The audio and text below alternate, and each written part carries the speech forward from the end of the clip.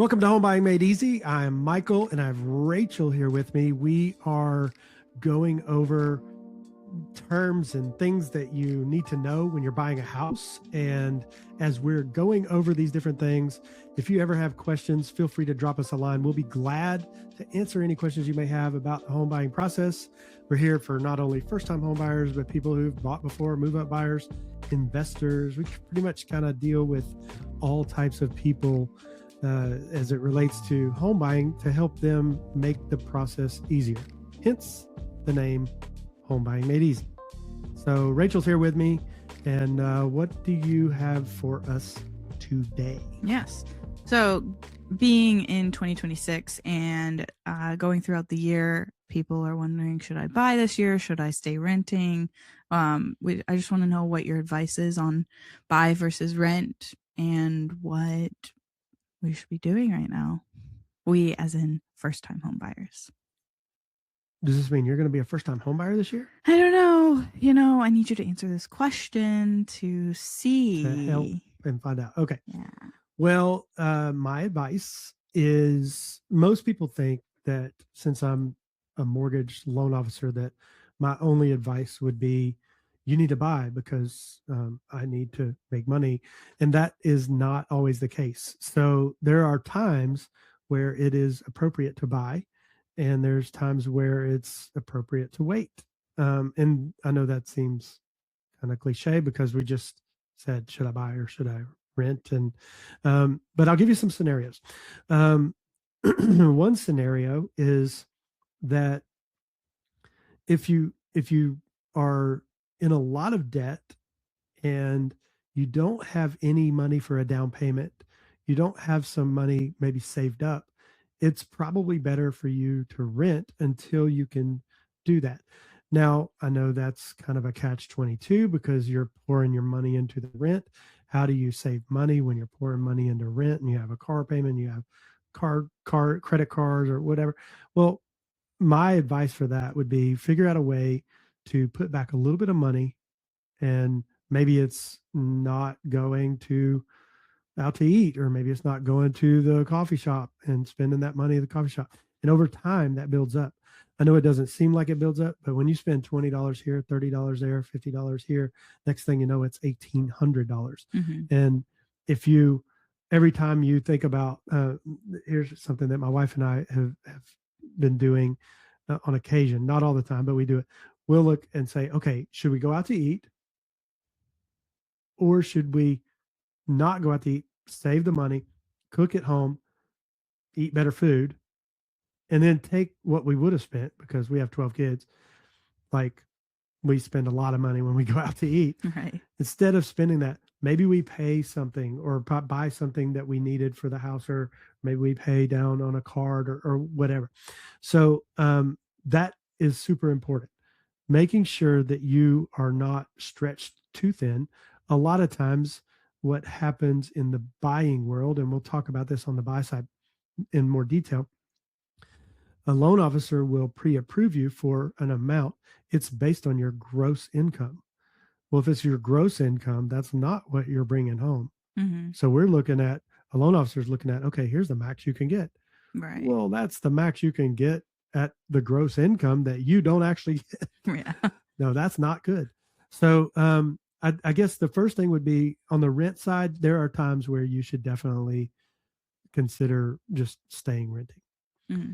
On the other side of that, there's times in your life where you've been renting or you've been saving money, and now you're prepared.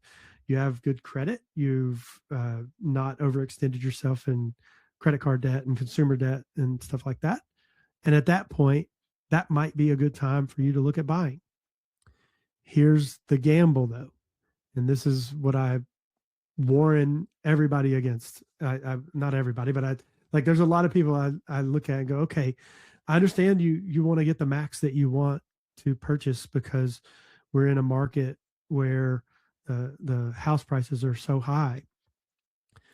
But if you try to max out everything based on your gross income, and then you're only getting, say, 75% of that income because you have to pay taxes, that could be devastating, because we may be allowing you to go up to that full 100% mark that you don't actually get in income. And then you get that take home pay and you're going, wow, this, I'm house poor. Like I Mm-hmm. pay a whole lot more for my house than I really wanted to. Yeah. I had no idea. So it's good to make sure that you are prepared and that you have set aside the money.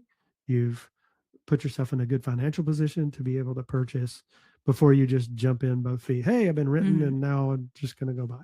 Yeah. Yes, there's good times to buy. There's some people, I think, is it Susie Orman? Susie Orman thinks that you should always rent because you should use your money and invest it. Mm. I disagree with that because I do think that one of the ways to build wealth is through property ownership and equity, because equity over time is going to produce a solid return. And yes, there's ups and downs in the market. And yes, the market has gone down before in like previous housing crashes and stuff. And maybe there's another housing crash coming in the future. Who knows? But it always bounces back and it always provides a uh, opportunity for wealth growth through the equity in your home. Mm-hmm. Yeah. So who do I talk to about figuring out which one's better? Do I have to figure that out by myself, or should I consult like a professional, or what's your advice Uh, on that? I would say you should probably you could talk to your dad. Well, yeah. But I would say definitely talk to a loan officer to find out, okay, is this a good time to buy? Do you have the finances available to make that happen? Yes, there's options for sellers to maybe help pay some closing costs, but do you have the down payment money? Do you have enough set aside to like it's called reserves? Like, is there money set aside in case something happens? Because if you're just going to go all in and put all your money in, and then okay, I have a house. Now what? Mm-hmm. Um, what about furniture? What about? I mean, there's a lot to Yeah. think about. Then you're just going to go into a lot more debt if Right. you aren't careful, because it's super easy just to go down to Rooms to Go and get yourself some credit for a new sofa that you don't need. A brand new sofa. Yeah, that's probably not a good idea. No. Yeah, I would say talk to a loan officer, see what you can afford, and don't always assume that it's going to go off of your gross. I would scale back from that. So let's say the loan officer says you can qualify for a $400,000 house because the payment is, X, whatever that is. But your income, when you calculate your income based on your paycheck and what actually comes in, it could be a lot less. Maybe you need to be at 350 instead of 400 so that you can have a more reasonable payment. Make sure you ask upfront with the loan officer, what are the payments going to look like if we start down this road? Because that is super important as well. Not just, hey, I got the best rate, or hey, I can afford this, but what's the actual payment going to be? Because that could be shocking to you. We in the industry call that payment shock when you find out what your payment is and it's way more than you thought. Yeah. So I want to make sure that doesn't happen. Yeah. Okay. So wrapping it up, I think that was, did you have other questions or was that it? That was it. all your questions. We're just gonna, that was what we're gonna cover. So we're good on this episode.